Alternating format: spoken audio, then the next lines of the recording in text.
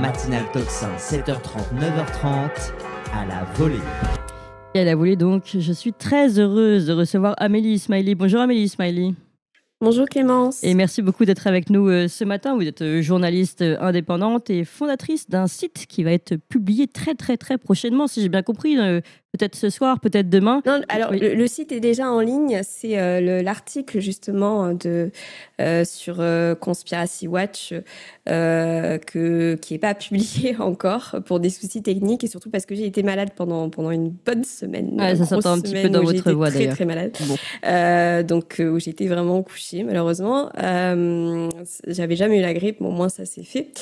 Et en fait voilà, il y a donc c'est normalement d'ici demain l'article sera publié. Mais après ce sont des travaux que j'ai déjà fait sur mon compte Twitter. J'ai déjà publié pas mal la plupart de ces informations. Je voulais juste saluer Au Bon Tweet que j'aime beaucoup. J'ai eu l'immense honneur, l'immense privilège de l'avoir croisé une fois dans la vraie vie, et je peux confirmer qu'en fait s'il se masque et s'il met des lunettes, c'est pas pour rester anonyme, c'est parce qu'il est trop beau gosse et qu'il a peur de se faire harceler. Voilà un petit message. Et Au Bon Tweet, donc Conspiracy Watch dit qu'il fait des chroniques aussi médiocres que complotistes, et je suis sûre qu'il adorerait ce compliment.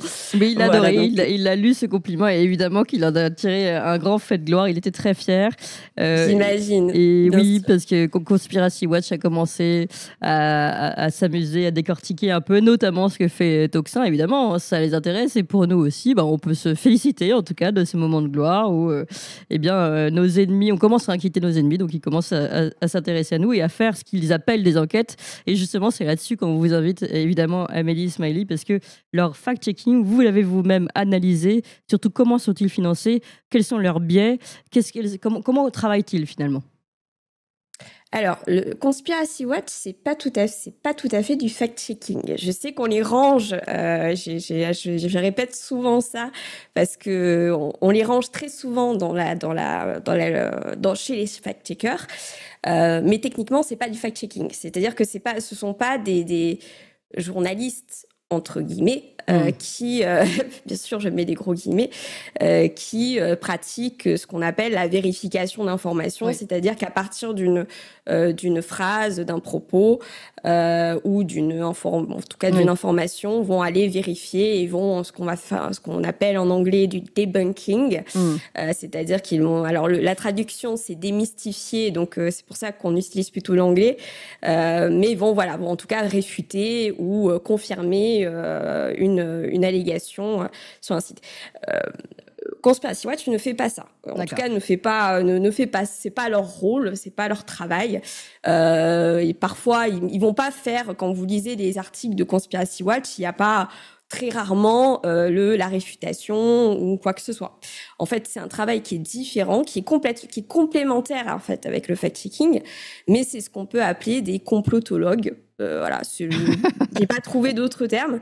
C'est-à-dire que ce sont des experts autoproclamés, je précise, parce que autoproclamés, parce qu'en fait, il faut quand même rappeler que l'anticomplotisme n'existe pas en tant que terme scientifique. Ce n'est pas une doctrine scientifique. Le complotisme ou la théorie du complot ou la rhétorique de théorie du complot est un thème qui a été étudié par certains chercheurs. Oui. Qui se sont penchés sur ce sujet, mais globalement, justement, ces recherches sur ce sujet arrivent toutes à la même conclusion, c'est à savoir que on n'a aucun moyen de savoir quelle est la production du discours complotiste, quels sont les critères pour définir ce qu'est un discours complotiste, etc., etc. Donc concrètement, le complotisme est une pseudo-science. Enfin, en tout cas, l'anticomplotisme correspond aux critères d'une pseudo-science. Ce qui est quand même particulièrement intéressant. Pardon, là, on fait quand même un arrêt sur image et sur texte, parce qu'une pseudo-science, alors qu'eux-mêmes n'arrêtent pas de dénoncer les pseudo-sciences de certains scientifiques qui, eux, ont des diplômes, eux ont fait toute une carrière dans certains domaines pour développer, évidemment, et travailler sur certains sujets. Et après, ils sont accusés de pseudo-scientifiques par ces mêmes complotologues, comme vous les avez renommés. Donc c'est particulièrement intéressant. Et toujours sur ce sujet-là, je vais citer quand même, dans vos travaux, vous citez notamment la chercheuse Le Caroff, enfin je sais pas d'ailleurs si c'est une chercheuse ou un chercheur, et Foulot, qui disent on reproche souvent au complotisme d'être une catégorie fourre-tout dont il n'est pas possible d'accéder aux modalités concrètes de production et de réception. Ou encore, vous citez un autre chercheur, Julien Giry, qui estime que la dénonciation du complotisme relève d'un discours de catastrophisation fondé sur du prêt-à-penser sans aucune base empirique. Enfin, oui, vous avez raison, c'est très intéressant de revenir en effet aux véritables recherches scientifiques sur le sujet, déjà sur le sujet du entre guillemets complotisme, puisque finalement, on voit bien que même le terme de complotisme est lui-même pas sérieux en fait. Non, effectivement. Alors pour reciter justement les travaux que j'ai faits, faut savoir, donc pour revenir un petit peu sur comment j'ai été amenée, vous m'avez invité ici Clémence avec plaisir, c'est que Conspiracy Watch avait commencé à vous envoyer des questions. Où on a bien compris que l'idée c'était de comprendre, de trouver tous les moyens possibles pour faire en sorte que que lapsus révélateur, que Toxin soit un média d'extrême droite. Donc je pense qu'ils complotiste et d'extrême droite, bien sûr. Faut qu'on cumule toutes les étiquettes. Absolument partout. Voilà, des moyens de montrer que Toxin est d'extrême droite. Faut absolument que ce soit ça. Oui. Donc il y avait des questions effectivement extrêmement orientées là-dessus et donc moi j'en ai profité effectivement quand vous m'aviez contacté Clémence pour m'apprendre ça. J'ai été assez étonnée, alors dans un premier temps assez contente de voir que Conspiracy Watch pour la première fois, je crois, respecter une forme de contradictoire, ce qui leur a été quand même beaucoup reproché. Moi, j'ai assisté à certains procès où c'était le reproche qui était systématique envers Conspiracy Watch, à savoir que Conspiracy Watch ne respecte jamais le contradictoire, n'envoie jamais de questions et ne répond jamais aux questions qu'on leur envoie. C'est systématique. Donc, et là d'ailleurs, ça n'a pas raté parce que moi-même, alors j'avais déjà envoyé il y a 2 ans de ça, donc il y a quand même pire longtemps, quelques questions et on m'avait dit, un confrère m'avait dit, mais de toute façon on cherche pas, ils répondent jamais parce que Rudi Redstadt pense à chaque fois que c'est du harcèlement, donc il ne répond pas et donc là j'étais étonnée de voir que pour une fois, ils envoient des questions, ce qui est une bonne chose. Alors, tout à fait, on les félicite, on est vraiment ravis d'avoir eu ce dialogue parfaitement cordial et presque un petit peu amusant, il faut dire. Oui, c'était presque amusant, mais alors ce qui est intéressant, c'est que vous pouvez en témoigner, Clémence, c'est que j'ai envoyé des questions qui n'ont jamais été répondues, on n'a jamais répondu, effectivement. Et parmi une des premières questions que j'aurais envoyées, notamment, c'était... que Monsieur Redstadt proc qu'il n'y a pas de bon complotisme, etc.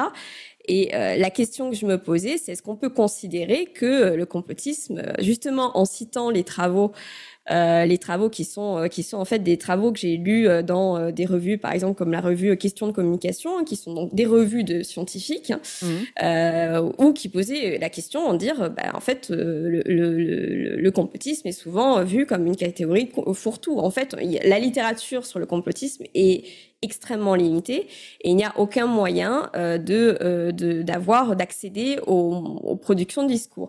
Et vous avez même même les chercheurs, si vous voulez, pro-complotistes, enfin en tout cas, pas pro-complotistes, mais on dirait que des chercheurs qui sont dans la sphère anti-complotiste. Oui. Par exemple, le plus célèbre, c'est Monsieur Lorenz, je crois. Ah oui. Oui, pardon. Et là j'ai un petit trou. Le chercheur qui a dit, qui était un chercheur, qui est un neuroscientifique entre guillemets, qui a dit on peut pas penser par soi-même.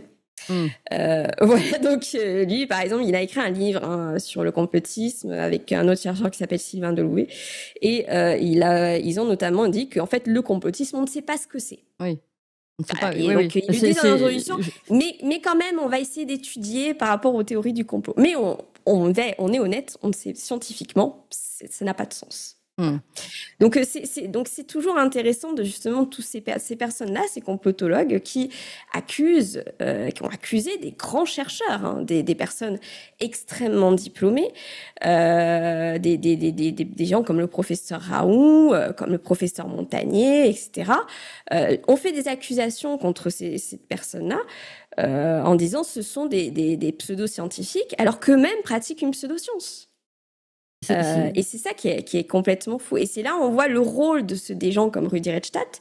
C'est pas du tout un rôle scientifique, c'est pas du tout un rôle de chercheur, c'est un rôle de fichage politique. Et j'ai pas peur de le dire, c'est-à-dire vraiment de mettre des gens, d'associer des gens à une vision négative, de pouvoir décrédibiliser ces personnes-là et d'poser une étiquette de complotiste qui derrière va être repris par les fact-checkers. C'est là où il y a une complémentarité. C'est-à-dire qu'à partir du moment où les fact-checkers en fait repèrent ces personnes-là, c'est-à-dire que les personnes qui sont ciblées par Conspiracy Watch vont être ciblées par les fact-checkers. Les fact-checkers vont automatiquement surveiller ce que vont dire ces personnes-là et vont faire derrière des fact-checking le plus souvent très, j'ai envie de dire bidon, mais en tout cas le plus souvent basique, biaisé, voire complètement faux sur ces personnes-là. Non, mais parce que souvent le fact-checking en deuxième partie du volet, c'est parfois c'est intéressant d'ailleurs d'aller voir leurs articles parce que je trouve qu'on apprend des choses, mais c'est plutôt l'orientation du titre ou évidemment la façon de vérifier qui est celle de demander au gouvernement est-ce que c'est vrai ou pas que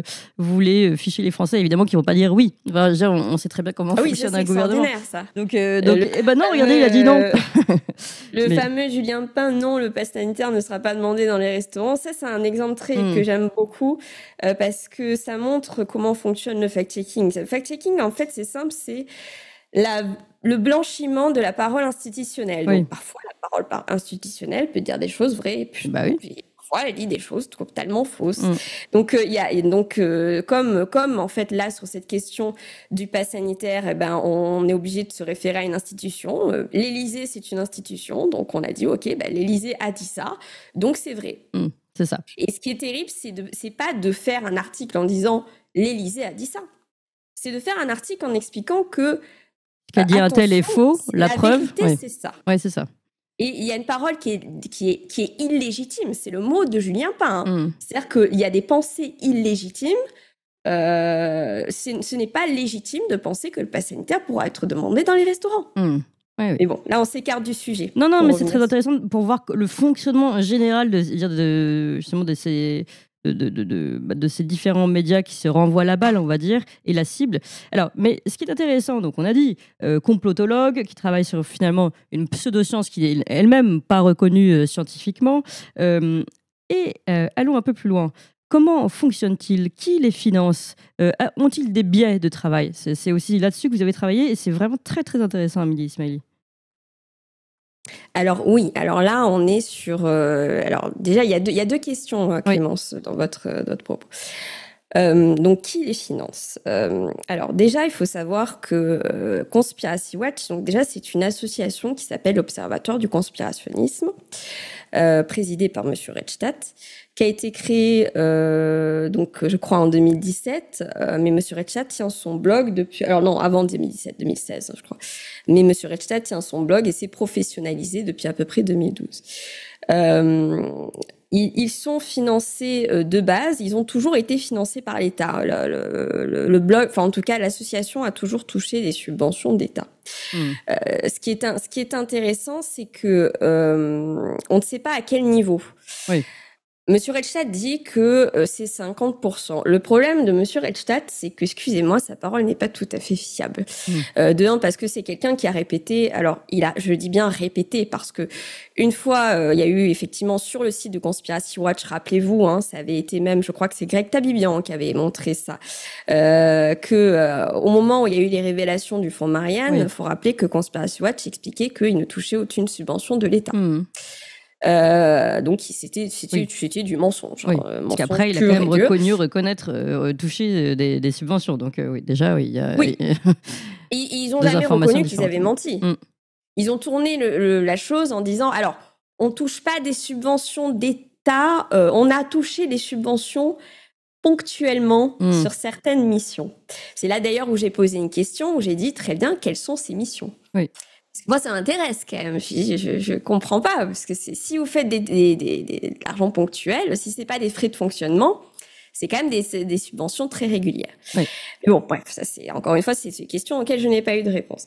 Mais oui, ils ont toujours touché de l'argent. Pardon, Amélie, je vais juste donner un peu d'exemples concrets parce que vous en donnez. Donc, si vous permettez, comme ça, les gens ont des exemples. Bon, évidemment, il y a le Fonds Marianne. C'était une mission orientée. Je veux dire, elle avait un objectif.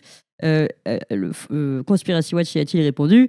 Vous allez pouvoir nous le dire. Et puis, deuxième chose, vous soulignez par exemple, l'Observatoire du conspirationnisme a touché des subventions en 2020, 2021, 2022 au titre de accompagner l'organisation d'un concours international de dessin de presse contre le conspirationnisme, pour un total quand même de 75 000 euros, selon les registres publics, hein, toujours.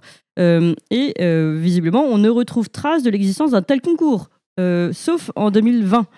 Sauf que, a priori, ils ont reçu les subventions 2021-2022. Donc là, c'est quand même c'est très facile de regarder, de vérifier. Que se passe-t-il? Où sont passés ces concours de dessin pour lesquels ils sont financés? Par ailleurs, je trouve ça cher payé pour un concours de dessin. Nous aussi, on peut faire des concours de dessin, mais bon, peu importe.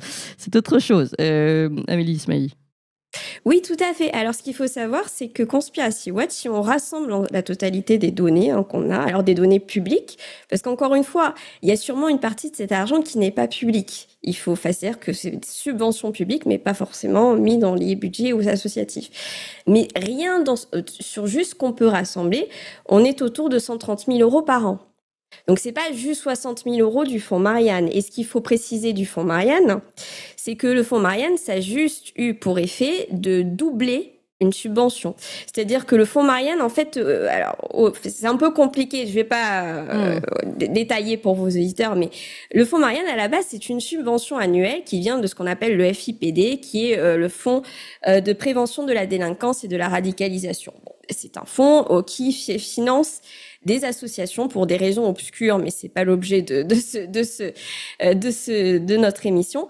Mais effectivement, au départ, Conspiracy Watch touchait 30 000 euros déjà avant le fonds Marianne de ce fonds-là.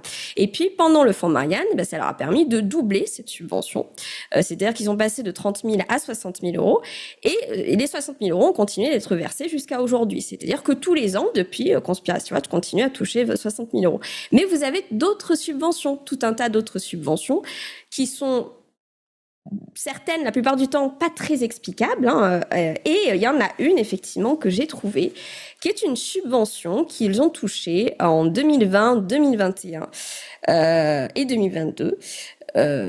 Sur justement avec cette mention-là, c'est donc dans le registre accompagnement d'un concours de dessin de presse.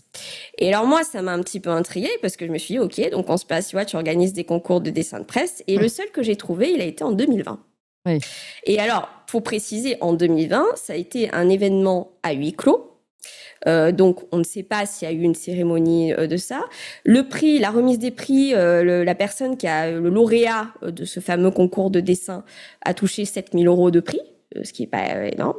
Et pour ça, ils ont touché donc une fois 15 000 et deux fois 30 000 euros. 30 000 euros en 2021, 30 000 euros en 2022. Et ce qui est bizarre, c'est que depuis, c'est-à-dire qu'en 2021-2022, ils ont touché 30 000 euros de subvention pour organiser un concours de dessin de presse qui n'a visiblement jamais existé. Donc moi, je suis un petit peu compulsive. Je me dis, mais c'est bizarre quand même. Pourquoi il y a de l'argent public comme ça que vous versiez pour des missions où ça apparaît pas? Oui, c'est embêtant. Et ça, vous leur posé. Je précise que toutes ces questions-là ont été posées à Conspiracy Watch. Donc, le contradictoire, entre guillemets, a été respecté, mais ils n'ont pas souhaité répondre. Donc, voilà. Oui, tout à fait. Et donc, vous avez tout un tas de subventions de ce type-là. C'est pour ça que je dis que on peut pas tout à fait se fier à Monsieur Reichstadt quand il dit qu'il touche que 50% d'argent public. Parce que on a aucune transparence sur tout l'argent qui est versé, et clairement pareil sur le fonds Marianne, il faut quand même rappeler que on ne sait pas quels sont les contenus pour lesquels on a financé, pour lesquels ils ont retouché de l'argent du CIPDR. Ce n'est pas du tout clair. On ne sait pas quels sont les contenus pour lesquels ils sont censés être financés. Mais ce que je voulais mettre, et c'est parce que c'est dans mes questions aussi, c'est que par contre, dans les contenus qui ont été publiés pendant la période de subvention du fonds Marianne, il y a des contenus, que des contenus politiques, déjà de 1. Conspiration Watch ne fait que du contenu politique, donc c'était important de le préciser. Mais surtout, il y a des contenus qui publiés pendant la période électorale, qui critiquaient des adversaires d'Emmanuel Macron. Et pourquoi c'est important de le dire? Parce que c'est la raison pour laquelle on a mis sous enquête, en tout cas une enquête du Sénat et une grosse enquête complètement mensongère de Mediapart, mensongère pour plein de raisons, qui a épinglé une des associations bénéficiaires qui s'appelle Reconstruire le Comment. Ce qui a été reproché à Reconstruire le Comment, c'est d'avoir publié du contenu politique en période électorale, et dans ces contenus-là, il y a eu certaines critiques à l'égard d'adversaires politiques de Macron. Ce que ne dit pas Mediapart, et c'est là où ils sont complètement mensongers, c'est que dans ces contenus-là, il y avait aussi des critiques acerbes à l'égard d'Emmanuel Macron. Et c'est pour ça, d'ailleurs, qu'ils ont été épinglés par ces fausses enquêtes de presse, parce qu'ils critiquaient Macron, ce qui n'a pas du tout été toléré par le CIPDR, qui s'occupait justement du versement des subventions. Mais par contre, Conspiracy Watch, en revanche, qu'on laisse tranquille, eux ont publié des articles, mais vraiment à la veille du tour des présidentielles, qui critiquent Monsieur Mélenchon en disant que Monsieur Mélenchon est un ami des Russes, en tout cas est compromis avec le Kremlin, qui critiquent évidemment Madame Le Pen en disant que c'est une amie, qu'elle est dans une rhétorique antisémite de Rothschild. Là, encore une fois, c'est pas du fact-checking, on est sur du commentaire pur, voilà. Et puis, on a aussi une vidéo intéressante qui est, je crois, à peine 2 semaines avant le premier tour, encore une fois, des présidentielles, où Monsieur Reichstadt nous explique que Emmanuel Macron est le président le mieux élu de toute la Ve République, et que toutes les personnes qui le critiquent, en tout cas les personnes qui critiquent la campagne électorale, à savoir, parce que faut savoir qu'à cette époque-là, en 2022, pour mémoire, certaines politiques ont reproché à Emmanuel Macron de ne pas avoir ouvert de débat parce que il acceptait pas de faire de débat, etc. Il disait qu'il était dans une période de guerre, etc. On voit ce que ça a donné aujourd'hui. Et bien à ce moment-là, en fait, le fait d'avoir cette critique-là, et ben pour Monsieur Reichstadt, c'était une rhétorique complotiste qu'il trouvait très très inquiétant. Donc voilà, donc ça vous donne un petit peu le levier. Évidemment, quand vous regardez l'ensemble de Conspiracy Watch, vous ne pouvez que constater que c'est évidemment une pure propagande politique à l'égard d'Emmanuel Macron, c'est-à-dire qu'on va toujours défendre Emmanuel Macron et qu'on va critiquer systématiquement tous ses adversaires politiques. Et il n'y a pas besoin d'aller très très loin pour aller chercher pour le constater.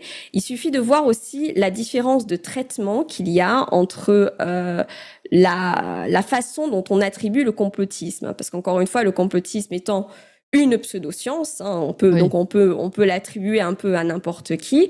Eh bien, pour le cas d'Emmanuel Macron, les fois où, par exemple, il a été, vous savez, dans l'affaire Benalla, il a par exemple parlé d'un coup monté. Voilà, le fait qu'on lui reproche l'affaire Benalla, il a parlé d'un coup monté. Ce qui pourrait correspondre à ce qu'on peut appeler une rhétorique complotiste, selon les critères de Monsieur Reichstadt. Eh bien, Monsieur Reichstadt écrit dans Conspiracy Watch que c'est une hypothèse moins absurde que d'autres. Voilà, donc ça vous donne une petite idée. Par contre, quand par exemple, quand Jean-Luc Mélenchon, exemple, dit que, eh bien, il y a des questions qui se posent autour des affaires judiciaires qui sont allées contre lui. Eh bien là c'est une république, ça c'est complotisme et c'est extrêmement grave dans la République, c'est-à-dire que c'est vraiment une rhétorique antidémocratique, c'est ce que dit le site de Conspiration. Donc voilà, donc il y a un traitement complètement biaisé en général de ça. Et donc oui, Conspiration Watch ne sert surtout qu'à des logiques de propagande politique. Alors, résumons, parce que quand même, là, on vous suit, vous donnez beaucoup d'éléments, mais si on résume quand même ce tableau jusqu'à maintenant, et après on va continuer d'avancer, on a donc un site et une association qui sont financés au moins à 50% par des fonds publics, qui font de la rhétorique du complotisme leur élément de travail numéro 1, de l'anticomplotisme, on a bien compris, mais on a bien compris d'après ce que vous nous expliquez que finalement, il sert un discours politique, politisé, même à la veille d'élections. Et donc, si on prend le début de l'information et la fin, on a quand même donc des subventions publiques qui vont faire servir un discours politisé à la veille d'une élection et d'ailleurs tout le reste du temps aussi. Mais on est donc sur un... Alors, est-ce que vous allez approuver? Mais ça ressemble à un organe de propagande pratique. Ah, mais c'est un organe de propagande, ça, il n'y a aucun doute là-dessus. Il n'y a pas besoin de faire des... sachant vu que le complotisme, on ne sait pas ce que c'est, encore une fois, c'est une pseudo-science. Et puis même, les chercheurs qui sont penchés sur Conspiracy Watch, entre autres, le disent ouvertement, que c'est un organe de propagande politique. C'est-à-dire que c'est une logique de propagande politique qui n'est absolument pas neutre. Mais oui, je comprends que je donne beaucoup d'informations détaillées, que c'est pas évident. Non, c'est très bien, au contraire, il faut que ce soit sourcé. Mais ce qu'il faut comprendre, c'est que toutes les subventions publiques qui sont touchées par Conspiracy Watch ne sont absolument pas justifiées. Oui. C'est ça qu'en fait je souhaite dire. C'est pas uniquement le cas des 30 000 € de concours de presse, c'est l'ensemble des subventions publiques qui ne sont absolument pas justifiées. Oui. C'est-à-dire que si Conspiracy Watch est censé faire de la lutte contre la radicalisation, etc., elle n'est pas censée faire de la propagande politique et encore moins en période électorale. Oui, encore moins. Oui. Encore une fois, c'est illégal au regard de la loi. Bien sûr. Donc c'est là où justement on se pose la question de savoir mais comment c'est-il qu'il n'y a pas eu d'enquête sur ce sujet. Oui, franchement, merci beaucoup Amélie Soyer, parce que c'est très très intéressant votre travail et tout ce que vous nous expliquez. On va aller un peu plus loin, mais juste une petite parenthèse, puisqu'on parle des financements publics. Je ne dis pas que c'est le cas de Conspiracy Watch, je n'en sais rien, peut-être que vous avez plus d'éléments, mais on sait qu'il y a des médias qui sont, en plus de recevoir des subventions, et donc des financements de l'argent public, sont aussi logés par exemple la mairie de Paris ou autre. Ça a été le cas de Street Press, dont on a appris il y a peu de temps, qui était à la Gaîté Lyrique, dont on a appris il y a peu de temps qu'elle a dû partir très vite parce que la mairie de Paris avait décidé d'accueillir des migrants à la place.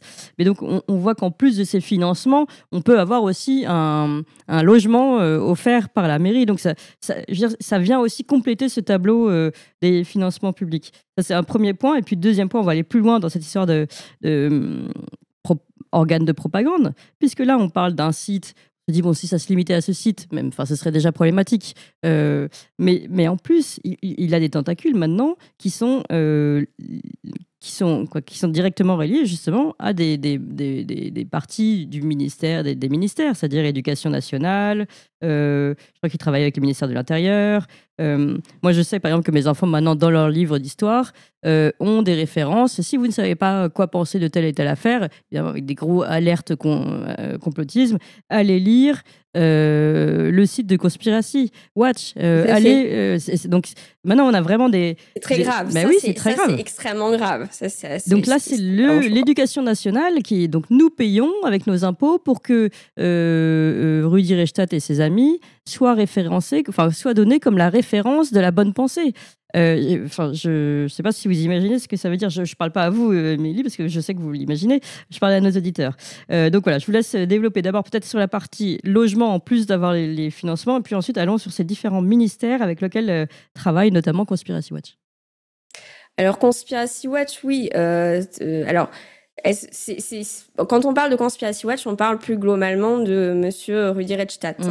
C'est-à-dire que c'est pas forcément Conspiracy Watch lui-même, mais on va dire que c'est Conspiracy Watch c'est Rudi Reichstadt à la tête de Conspiracy Watch. Et alors oui, encore une fois, c'est très intéressant ce monsieur, parce que ce monsieur, faut quand même rappeler encore une fois, je vais le répéter, mais c'est très important de le comprendre.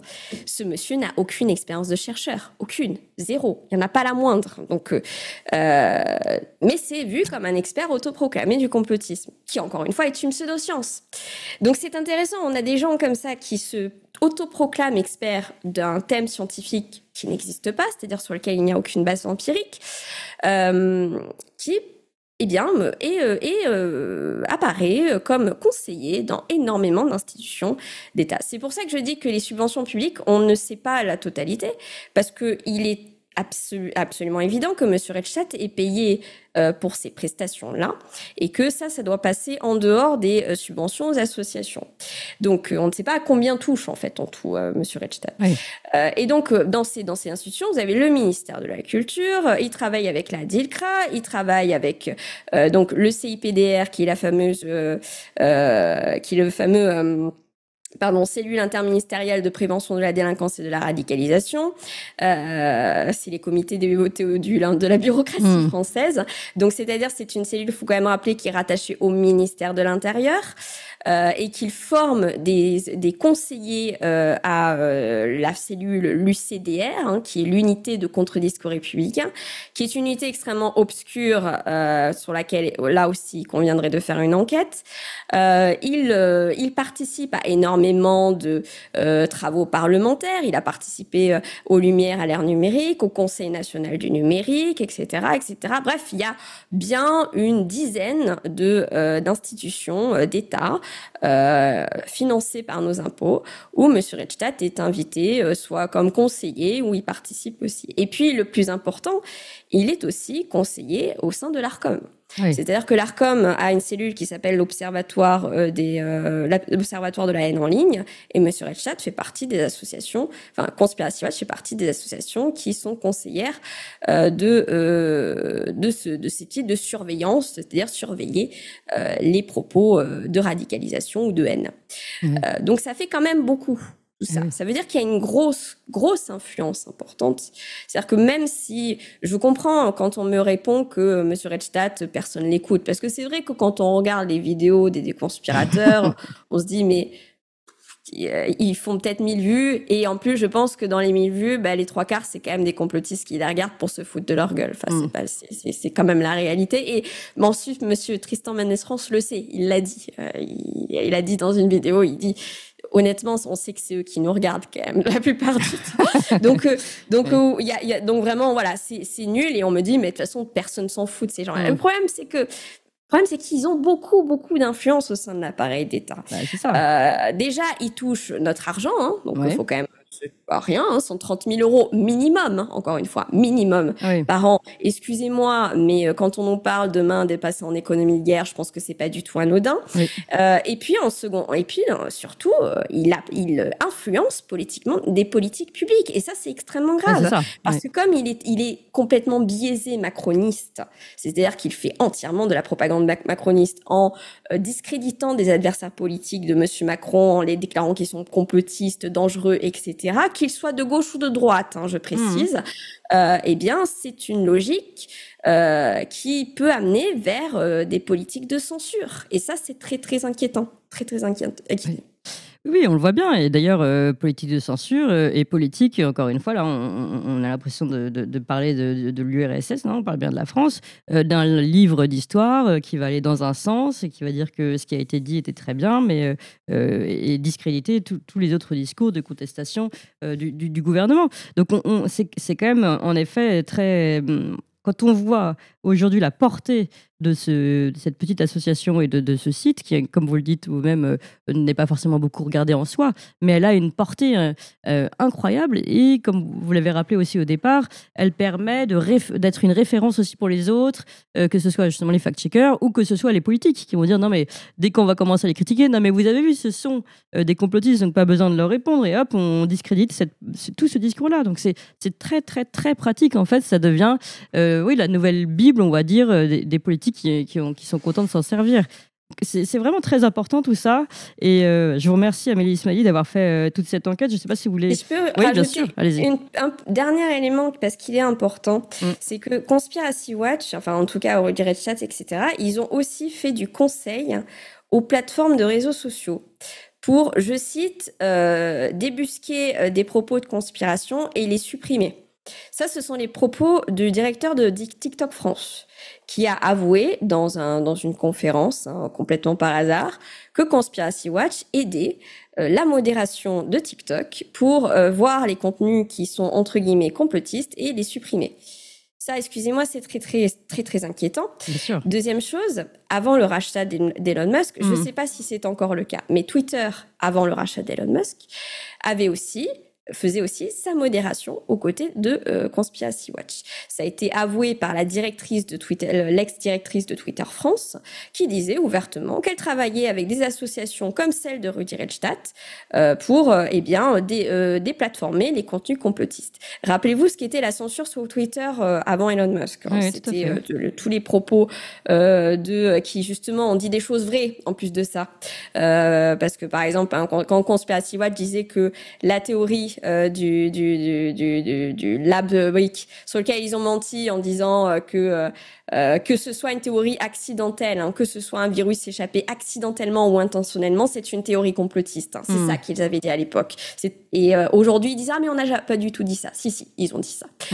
Bon, bref, les gens qui sont permis d'avoir cette théorie-là et qui s'est avérée aujourd'hui tout à fait plausible, ont été censurés par la modération de Twitter. Hein, et la modération de Twitter, dont on sait maintenant qu'elle était avec Conspiracy Watch. Donc, ils ont une influence qui est pas du tout anodine. Pas du tout anodine. Voilà, c'est très très important et on voit donc cette influence est très importante, financée par l'argent public au service d'une propagande d'État, faut le dire, parce qu'ici il s'agit d'Emmanuel Macron.